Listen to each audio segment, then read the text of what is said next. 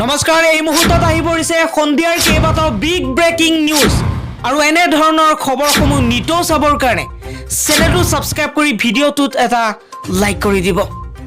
এই মুহূৰ্তত দিবলৈ লৈছো এটা ব্ৰেকিং নিউজ। মুখ্যমন্ত্ৰী ডক্টৰ হিমন্ত বিশ্ব শৰ্মাৰ মন্তব্যক লৈ নিজৰ প্ৰতিক্ৰিয়া ব্যক্ত কৰিছে বিতৰ্কিত নেতা সত্যৰঞ্জন বৰাই।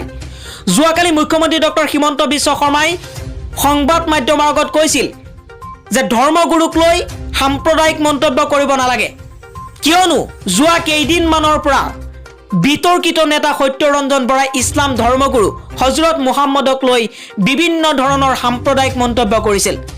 আৰু যোৱাকালি সংবাদ মাধ্যমৰ আগত হিমন্ত বিশ্ব শৰ্মাই কৈছে যে ধৰ্মগুৰুক লৈ এনে ধৰণৰ মন্তব্য কৰিব নালাগে বা নাপায়, কিয়নো ধৰ্মগুৰু আমাতকৈ বহু ওপৰত। এই মন্তব্য কৰাৰ পাছতেই হিমন্ত বিশ্ব শৰ্মাক ওলোটাই প্ৰশ্ন কৰিছে আজি বিতৰ্কিত নেতা সত্যৰঞ্জন বৰাই। কি প্ৰশ্ন কৰিছে হিমন্ত বিশ্ব শৰ্মাক আৰু লগতে নিজৰ প্ৰতিক্ৰিয়া ব্যক্ত কৰিছে বিতৰ্কিত নেতা সত্যৰঞ্জন বৰাই। সত্যৰঞ্জন বৰাই কৈছে যে আপুনি ভাল পাওক কিংবা বেয়া পাওক, সত্যৰঞ্জন বৰাই সত্য কথা কৈছে আৰু কৈ যাব। আপোনাৰ যদি মোৰ পৰা কিবা অসুবিধা হৈছে তেনেহ'লে আপুনি ইতিহাসৰ পুনৰাবৃত্তি কৰাব পাৰে বুলি মুখ্যমন্ত্ৰী ডক্টৰ হিমন্ত বিশ্ব শৰ্মালৈ ওলোটাই প্ৰশ্ন কৰিছে বিতৰ্কিত নেতাজনে। আৰু লগতে কৈছে যে সত্যৰঞ্জন বৰা ৰাজনৈতিক বহুৱা নহয়, মা কালী মহাকালী কামৰূপা কামাখ্যাৰ চৰণত নিজকে সমৰ্পণ কৰিছে আৰু এতিয়া অন্য কথা নাই বুলি মন্তব্য সত্যৰঞ্জন বৰাৰ। এই মুহূৰ্তত জনাব বিচাৰিছো সত্যৰঞ্জন বৰাই মুখ্যমন্ত্ৰী ডক্টৰ হিমন্ত বিশ্ব শৰ্মাক ওলোটাই কি প্ৰশ্ন কৰিছে। সত্যৰঞ্জন বৰাই কৈছে যে অসমীয়া ভাষাৰ ওপৰত সংকটৰ কলীয়া ডাৱৰ উৰি ফুৰাৰ সময়তে আপোনাৰ মুখ্যমন্ত্ৰীত্বত ভাষাটোক APSCৰ বাধ্যতামূলক নহয় বুলি সিদ্ধান্ত দি এচাত বজ্ৰপাতেৰে ভাষাটোক জ্বলাই পেলোৱা হ'ল। তাৰ মানে প্ৰথমে ভাষাটো নচ্ছাত কৰিব লাগিব সভ্যতা আৰু সংস্কৃতি ৰক্ষা কৰিবলৈ। আপোনাৰ মতে এই বুলি প্ৰশ্ন সত্যৰঞ্জন বৰাই কৰিছে হিমন্ত বিশ্ব শৰ্মালৈ। আজি পুনৰবাৰ হজৰত মুহাম্মদক লৈ সাম্প্ৰদায়িক মন্তব্য কৰিছে বিতৰ্কিত নেতা সত্যৰঞ্জন বৰাই। সত্যৰঞ্জন বৰাই কৈছে ধৰ্মগুৰু হোৱাৰ পিছত ডকাইতি কৰা যৌনচাৰ কৰা এজনৰ কথা আমি কিয় নকম বুলি মুখ্যমন্ত্ৰী ডক্টৰ হিমন্ত বিশ্ব শৰ্মাই নকবৰ কাৰণে আহ্বান জনোৱাৰ পাছতো এই মন্তব্য কৰিছে। আৰু আপোনাৰ সভ্যতা আৰু সংস্কৃতিৰ সংজ্ঞাৰ ভিতৰত চুৰ ডকাইত দৰ্শনকাৰী আদিৰ বন্দনা অৰ্চনা কৰাৰ বিধান আছে নেকি বুলি প্ৰশ্ন মুখ্যমন্ত্ৰীক। আৰু মুখ্যমন্ত্ৰী ডক্টৰ হিমন্ত বিশ্ব শৰ্মা কৈছে যে পাৰিলে SOPখন ৰাজহুৱা কৰিব। পৰৱৰ্তী খবৰটো হৈছে আজি অন্ত পৰিছে এবছৰীয়া কৃষক আন্দোলন। এবছৰীয়া কৃষক আন্দোলনৰ আজি সমাপ্ত হ'ল। চৰকাৰে 3খন কৃষি আইন উঠাই লোৱাৰ পিছত আন্দোলন প্ৰত্যাহাৰ কৰিলে কিষাণ মৰ্চাই। পৰৱৰ্তী খবৰটো হৈছে ভাৰতৰ প্ৰাক্তন ৰাষ্ট্ৰপতি ভাৰত ৰত্ন প্ৰয়াত প্ৰণৱ মুখাৰ্জী দেৱৰ আজি জন্ম জয়ন্তীত তেখেতক গম্ভীৰ শ্ৰদ্ধাৰে সোঁৱৰণ কৰিছোঁ। 6 দশক জোৰা ৰাজনৈতিক জীৱনত দলীয় চেতনাৰ ঊৰ্ধত সকলোৰে প্ৰিয় পাত্ৰ হৈ পৰা মুখাৰ্জী দেৱৰ ভাৰতীয় ৰাজনৈতিক ব্যৱস্থালৈ থকা অৱদান চিৰযুগমীয়া হৈ থাকক তাৰে কামনা কৰিলোঁ। পৰৱৰ্তী খবৰটো হৈছে আজি অসমৰ সমাজ জীৱনৰ বাবে এটা কলা দিন। আজি হৈছে 11 ডিচেম্বৰ। 2019 চনৰ এইকেইটা দিনতে আঘোণৰ শীতকো নেওচি ৰাজপথলৈ ওলাই আহিছিল অসমৰ সংগ্ৰামী জনতা। আৰম্ভ হৈছিল কেব বিৰোধী আন্দোলন। জাতীয় জনজাগৰণ প্ৰবল প্ৰতিবাদ মৰণ কাতৰ আৰ্তনাটক ভেঙুচালি কৰি আজিৰ দিনটোতেই ৰাজ্যসভাত কেব গুচি কাহ হৈছিল। আজি বহুকেইটা মন্তব্য কৰিছে লুৰিণজ্যোতি গগৈয়ে। অসম জাতীয় পৰিষদৰ সভাপতি লুৰিণজ্যোতি গগৈয়ে কেইবাটাও মন্তব্য কৰিছে। এই মুহূৰ্তত জনাই আছো যে প্ৰতাৰকৰ দলে অসমীয়াৰ মূৰৰ ওপৰত জাপি দিছিল জঘন্য কলা আইন। 2 বছৰ চকুৰ প্ৰচাৰতে পাৰ হৈ গ'ল।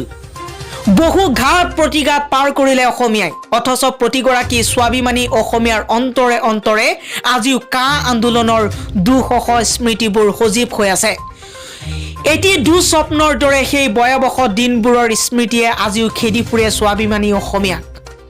এটি শিখৰণ হৈ কা আন্দোলনৰ উত্তাল দিনবোৰে আজিও অসমীয়াক উদ্বেলিত কৰে।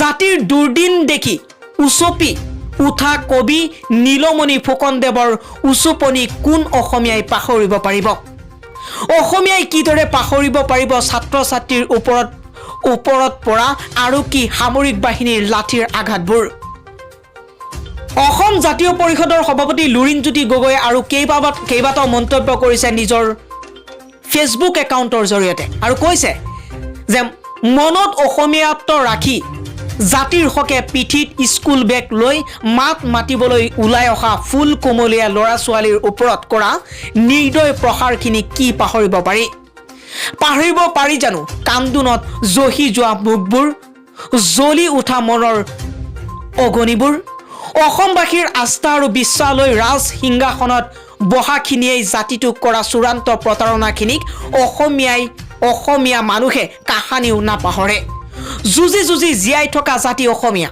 ইতিহাসে আজি সোঁৱৰাই আমাক এই জাতিটোৱে যুঁজি জীয়াই থকাৰ নিয়ম আখৰাৰ কথা প্ৰচণ্ড স্বাভিমানী এই জাতিয়ে জানে বিশ্বাসঘাতকতাক উত্তৰ দিবলৈ স্বাভিমানী অসমীয়া জাতিসত্তাৰ ওচৰত কোনো প্ৰতাৰকে আগতেও তিষ্ঠি থকা নাই ভৱিষ্যতেও নাথাকে সময়ে জানে কাক কেতিয়া কেনেকৈ নি পাহৰণিৰ অতল গহ্বৰত দলিয়াই পেলাব পাৰে শ্বহীদ দিৱসৰ দিনাই ভণ্ডামি কৰিছে শ্বহীদ দিৱসৰ অনুষ্ঠানত বিহু নাছিলে বিজেপিৰ যুৱ মৰ্চাই সভাপতি সিদ্ধাংকু অংকুৰ বৰুৱাই নাজানে অসমৰ আন্দোলনৰ তাৰিখ পৰৱৰ্তী খবৰটো হৈছে আজি ঘোষণা কৰা হৈছে উচ্চতৰ মাধ্যমিকৰ চূড়ান্ত বৰ্ষৰ বিশেষ পৰীক্ষাৰ ফলাফল এই পৰীক্ষাত উজলিছে যোৰহাট ওদালগুৰি সহ 4খন জিলা কিন্তু অতি দুৰ্ভাগ্যজনক কথা যে সৰ্বনিম্ন ফলাফল লাভ কৰিছে কামৰূপ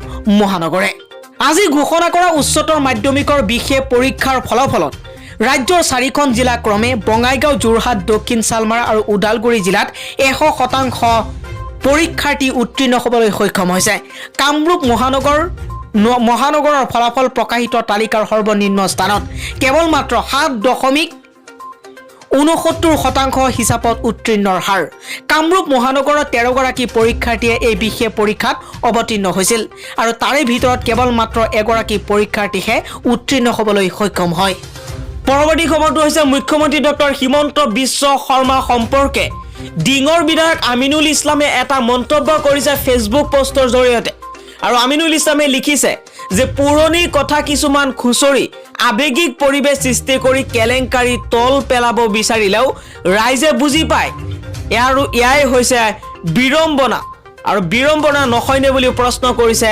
ডিঙৰ বিধায়ক আমিনুল ইছলামে বৰ্তমান সময়ত মুখ্যমন্ত্ৰী ডক্টৰ হিমন্ত বিশ্ব শৰ্মাৰ পৰিয়ালৰ